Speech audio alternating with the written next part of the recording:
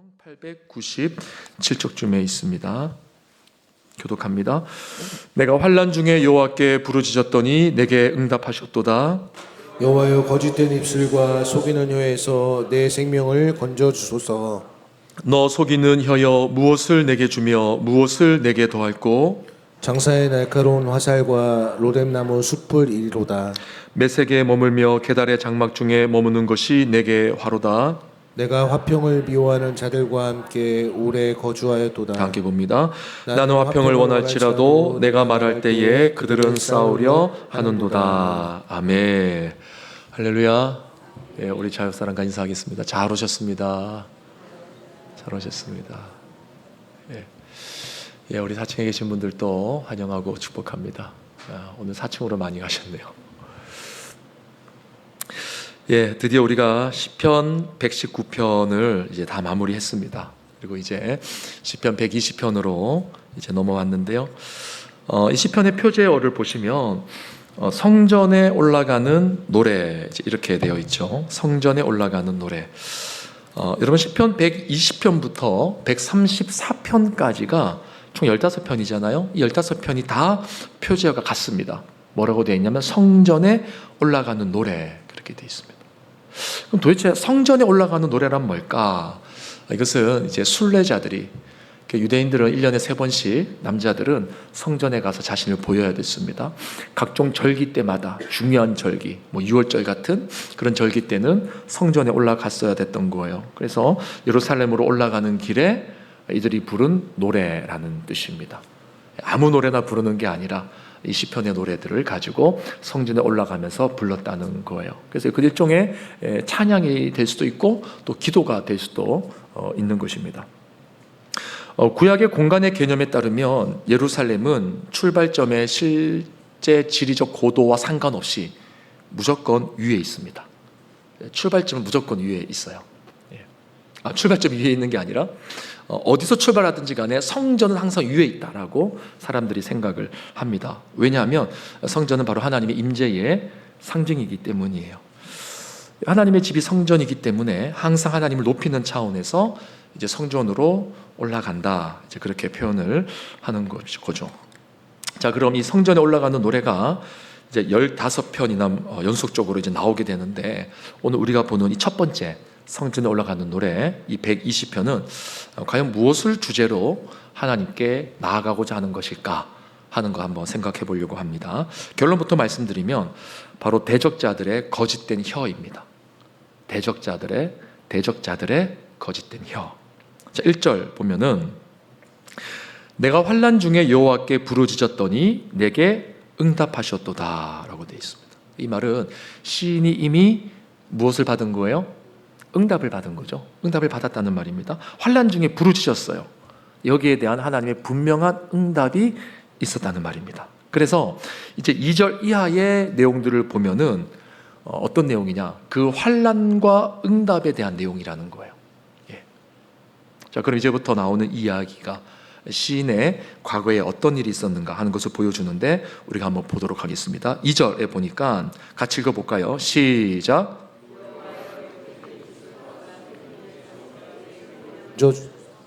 자, 시인이 거짓된 입술과 속이는 혀 때문에 고통 중에 있다 이렇게 말하고 있죠. 우리 이제 1년 표가 예쁜 말 예쁜 교회이기도 하지만 이 시편에서 하나님의 사람들을 공격하는 가장 흔한 무기가 무엇으로 나오느냐? 바로 혀입니다. 혀, 입술.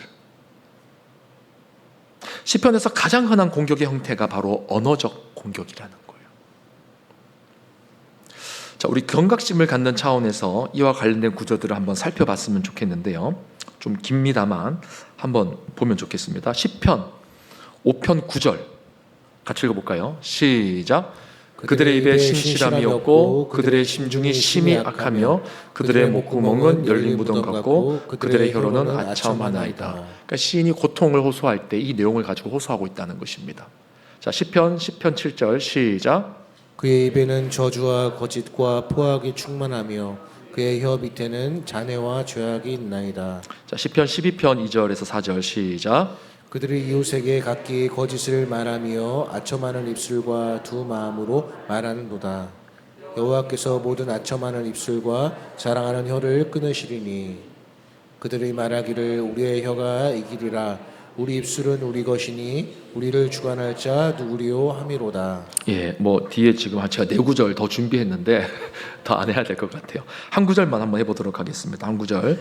시편 109편 2절 3절 같이 읽어보겠습니다. 마지막에 준비된 거. 예, 시작. 그들이 약한 입과 거짓된 입을 열어 나를 치며 속이는 혀로 내게 말하며 또 미워하는 말로 나를 두르고 까닭없이 나를 공격하였음이니라. 자, 그러니까 시편에 보면 이 말을 가지고, 언어를 가지고 하나님의 사람들을 공격하는 내용들이 굉장히 많다는 겁니다. 예. 오늘은 우리의 현실과 다를 바가 없죠. 예, 뭐 우리 중에 요즘에 뭐 칼 들고 공격하고 총 들고 공격하고 이런 사람들 잘 없습니다. 대부분 우리가 당하는 공격은 뭐예요? 말 때문에, 언어 때문에. 우린 그렇게 억울해하고 고통스러워하고 아파하고 괴로워하는 거죠. 근데 여러분, 이 고대 근동사에서는요, 오늘날과 같이 이 행정적으로 잘 갖춰진 계약서나 문서 이런 것이 잘 발달되지 않았기 때문에 어떤 사건에 대한 누군가의 증언이라고 하는 것은 굉장히 차지하는 비중이 컸습니다. 때문에 상대적으로 누군가가 거짓말로 혹은 불순한 의도로 거짓 증언을 했다. 이게 굉장한 큰 악으로 여겨졌던 거예요. 그래서 성경에 보면 이런 내용들이 많이 나오는 겁니다. 입술에 관련된 내용이. 예컨대 출애굽기 20장 16절에 보면 하나님이 직접 말씀하셨어요. 내 이웃에 대하여 뭐 하지 말라고요? 거짓 증거하지 말라. 거짓 증거하지 말라. 그랬습니다.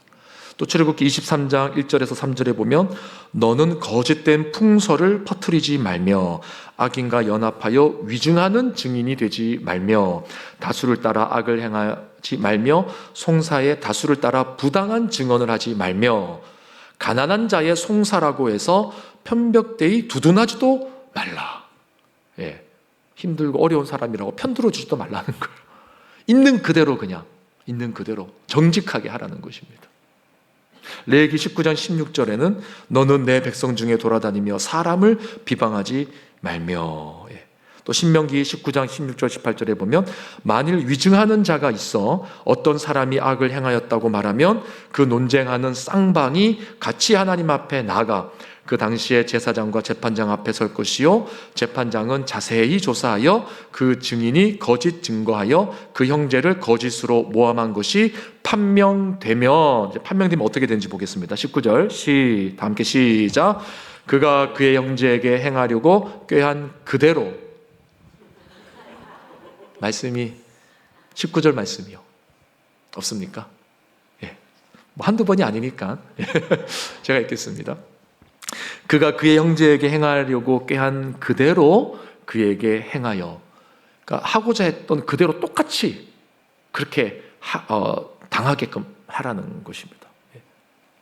그래서 너희 중에 악을 제하라. 그러니까 하나님이 이 말을 가지고 거짓 증언하고 악을 퍼뜨리고 한 이런 것들을 굉장히 악하게 보셨다는 거죠. 이것을 너희들 가운데 제하여야 된다. 그리하면 남은 자들이 듣고 두려워하여 다시는 그런 악을 너희 중에서 행하지 아니하리라. 이렇게 말합니다. 여러분, 방송실을 탓하지 마십시오. 가끔씩 제가 원고를 잘못 줄 때도 있어요. 오늘 또 제가 원고를 잘못 전달했을 수도 있습니다. 여러분 탓하지 마시고. 자, 그러니까 지금 하나님께서 정말 싫어하는 것이 뭐냐? 이제 거짓이라는 거예요. 그러니까 지금 시인은 그 거짓과 악 가운데서 하나님께 호소하고 있는 거죠. 여호와여 거짓된 입술과 속이는 혀에서 내 생명을 건져 주소서. 자, 하나님께서 건져 주셨을까요? 안 건져 주셨을까요? 1절에서 이미 응답이 되어졌다라고 했잖아요. 근데 하나님께서 뭐 어떠한 식으로 정확하게 건져 주셨는가, 응답하셨는가 이런 자세한 내용은 안 나오지만 우리가 이제 짐작할 수 있는 내용이 뒤에 조금 나옵니다. 그게 뭐냐? 3절인데요. 3절에 보시면 너 속이는 혀여 무엇을 너에게 주며 무엇을 너에게 더할꼬. 4절 같이 읽어봅니다. 시작. 장사의 날카로운 화살과 로뎀나무 숯불이로다. 자, 3절은 지금 시인이 스스로 질문하는 거예요.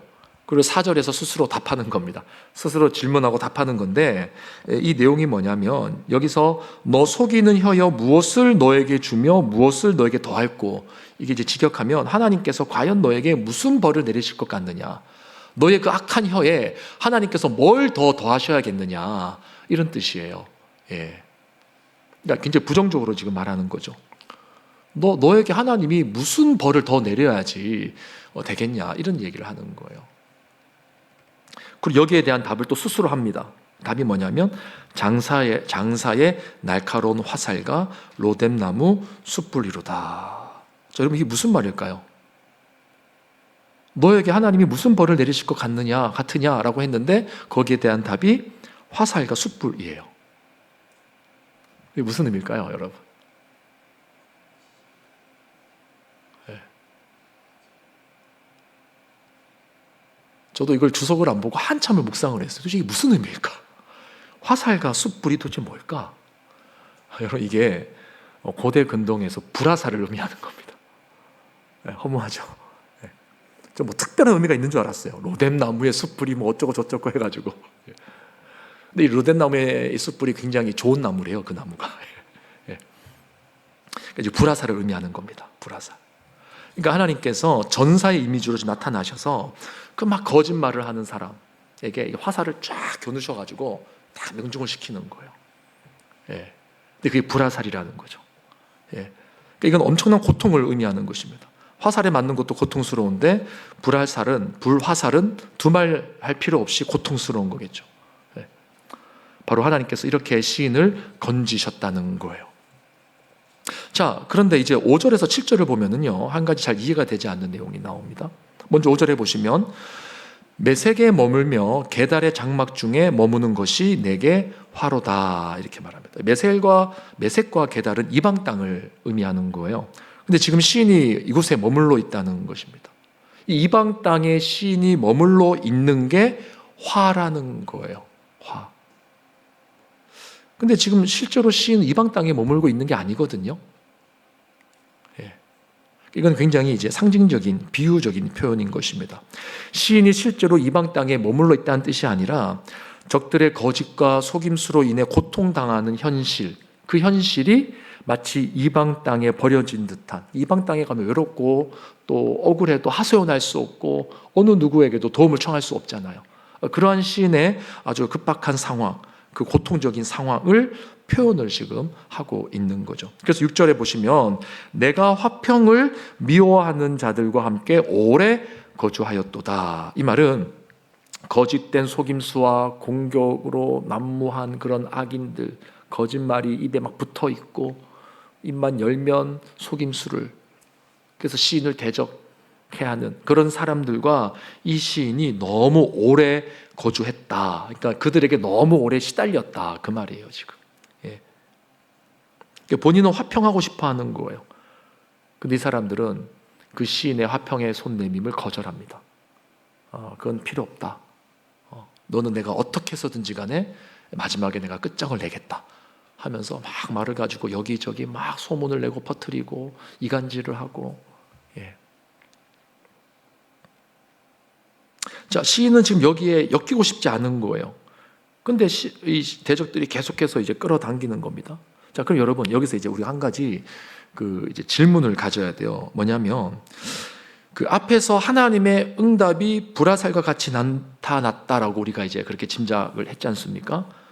그런데 지금 여기 5절에서 7절을 보면 아직까지 그 문제가 해결되지 않은 것처럼 이 시가 마무리가 되고 있는 거죠. 자, 7절 뭐라고 되어 있습니까? 나는 화평을 원할지라도 내가 말할 때에 그들은 싸우려 하는도다. 이 시가 이렇게 끝나버려요. 좀 이상하지 않습니까? 앞에서 분명히 응답을 받은 것처럼 말했잖아요.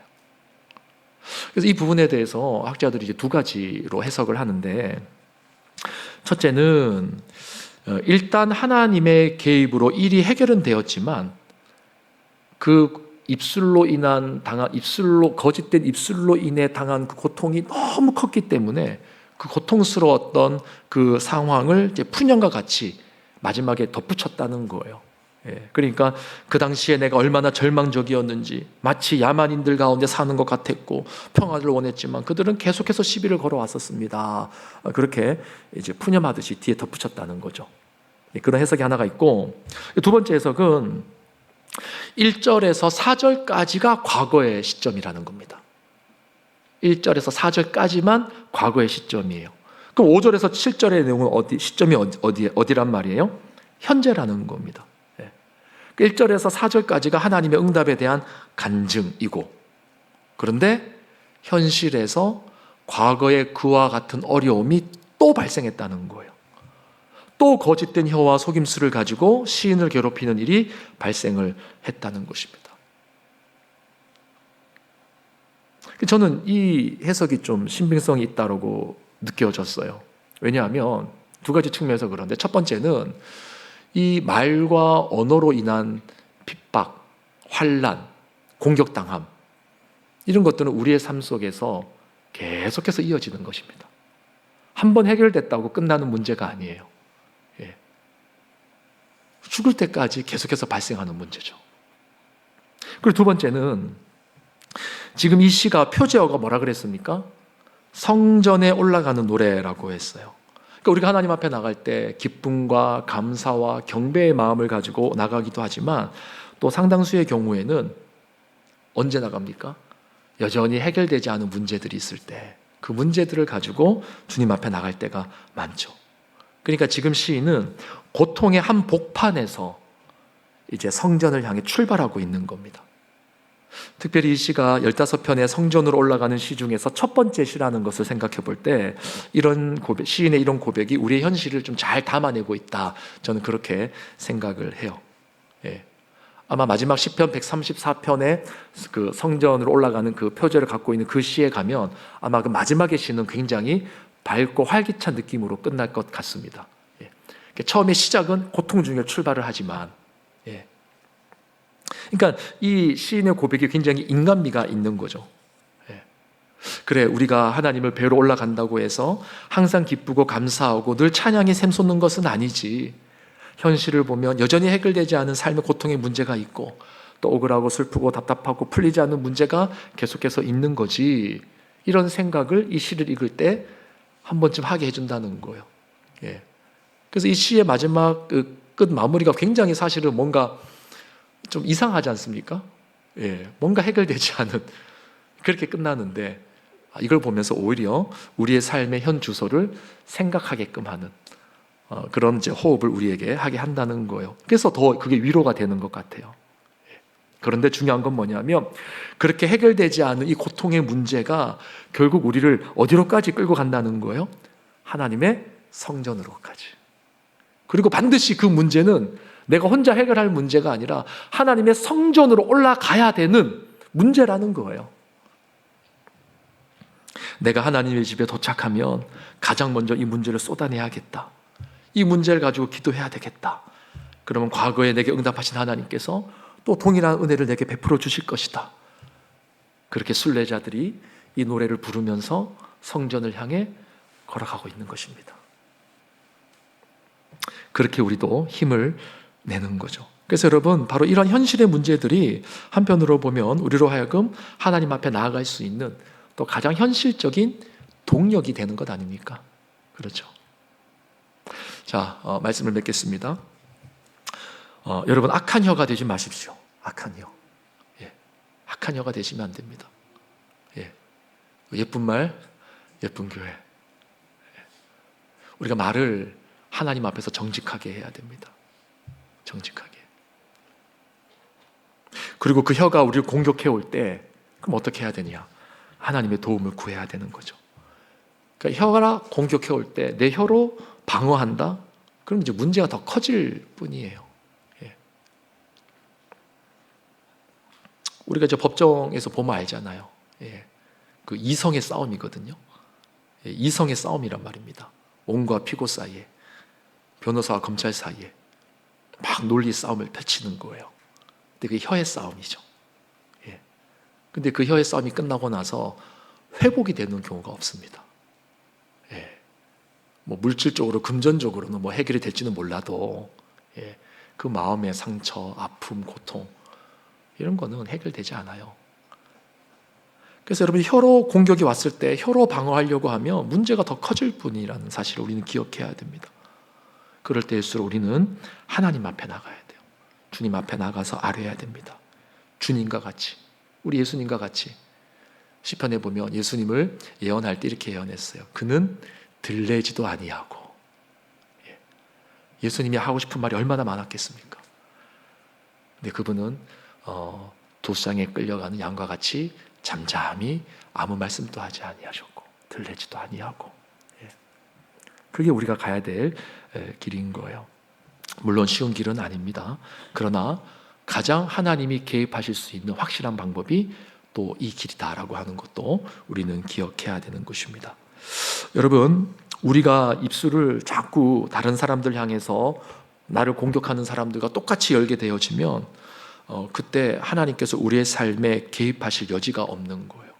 그러나 우리가 입술을 닫으면 하나님께서 내 억울함과 원통함을 아시고 하나님이 개입하실 자리를 하나님이 마련하시고 들어오시는 겁니다. 그래서 하나님이 그 자리에 딱 들어오시면 이제 활 쏠 준비를 하시는 거예요.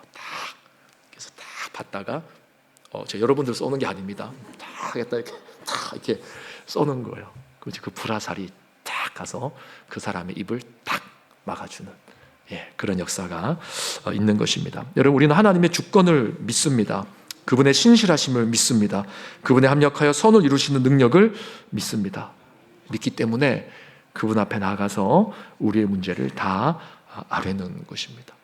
아무쪼록 오늘 이 밤에 이 믿음을 가지고 우리의 삶의 모든 억울하고 원통한 문제를 하나님께 아뢰면서 하나님의 선한 응답의 역사가 나타나고 경험되는, 하나님의 놀라운 불화살의 역사를 체험하게 되는 그런 은혜가 우리 가운데 있기를 주님의 이름으로 축원합니다. 우리 말씀 가지고 함께 기도할 때 괴로울 때 주님의 얼굴 보라, 우리 찬양 함께 하도록 하겠습니다.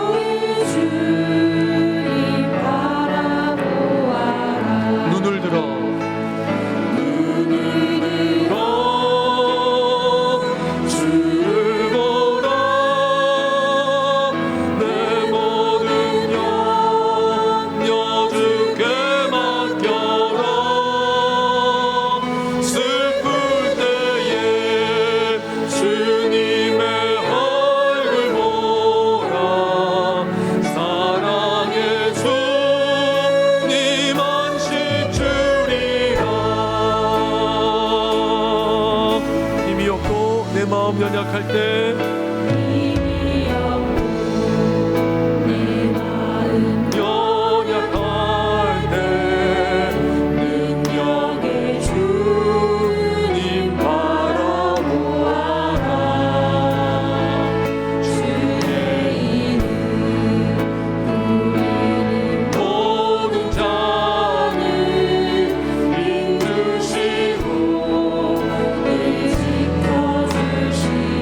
눈을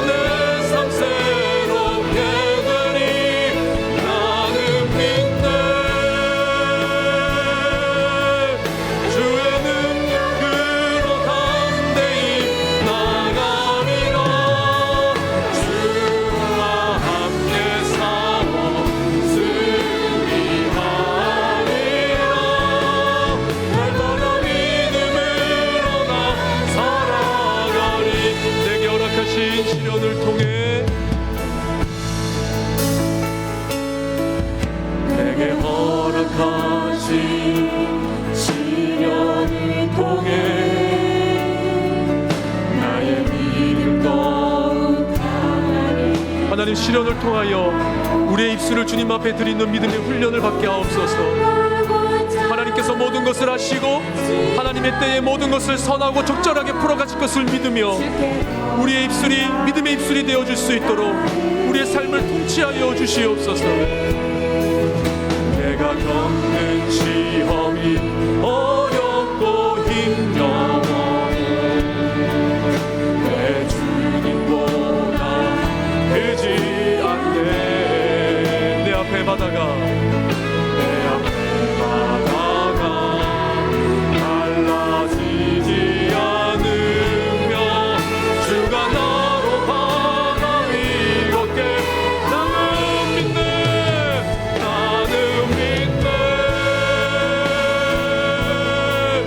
주의 능력으로 내 삶 새롭게 되리. 나는 믿네.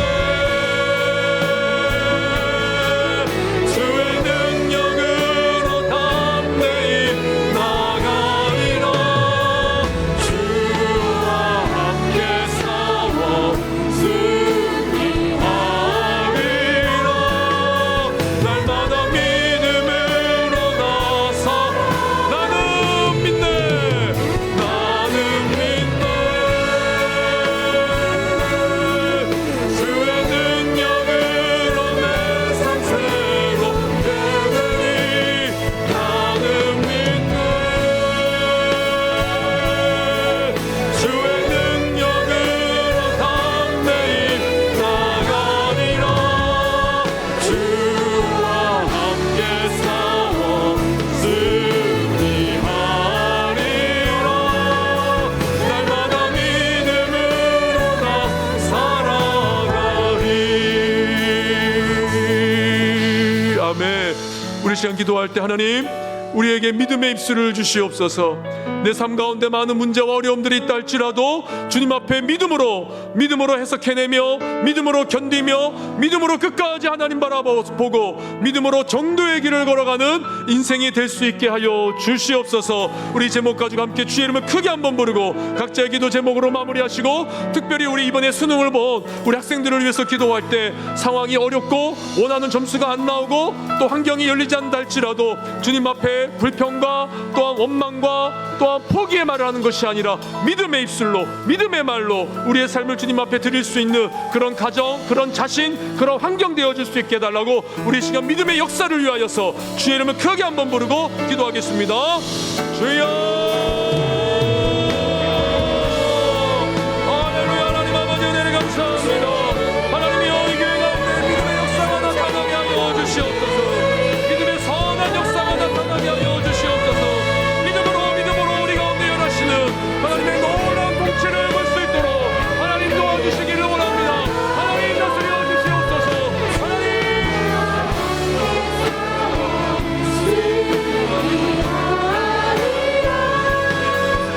우리가 엄격히 믿음으로 강구하기를 원합니다. 아버지 우리에게 믿음의 역사가 일어나게 하여 주시기를 원합니다. 하나님이여 우리에게 믿음으로 모든 문제들을 해석할 수 있는 아버지 하나님 앞에 나아갈 수 있는 놀라운 은혜가 임하기를 원합니다. 아버지 하나님 이 시간도 성령의 충만한 은혜를 넣어 주시옵소서. 아버지 이 교회 가운데 우리 입술을 절제하지 못하게 하며 아버지 앞에 범죄하게 하며 아버지 하나님 정말 분교해내는 것을 강박고 있는 어둠의 권세악한 세력이 있습니까? 나타낸 예수 이름으로 나오고 선포하노니 우리 가운데 있는 모든 속임수와 거짓과 인간들의 역사들과 모든 불신앙의 말들은 나타낸 예수 이름 앞에 묶임받고 돌아갈지어다. 아버지 하나님이여 우리 가운데 나타내어 주시옵소서.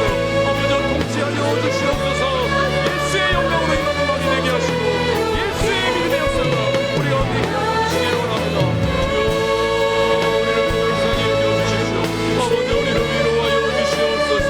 아버지 우리에게 믿음의 역사 주시옵소서. 우리를 바라보는 믿음의 역사, 하나님을 경외하는 믿음의 역사, 하나님 안에 온전히 사는 믿음의 역사가 아버지 우리 가운데 있기를 간절히 바라고 소망합니다. 아버지 하나님이여 다스려 주시고 성령이여 역사하여 주시옵소서. 아버지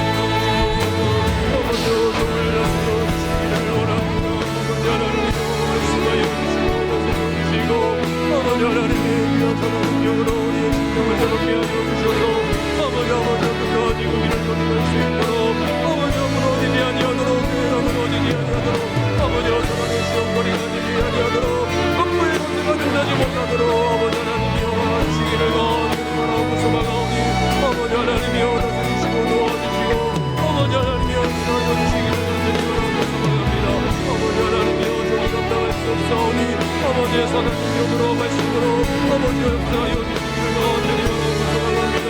아버지 하나님이여 다스려 주시옵소서.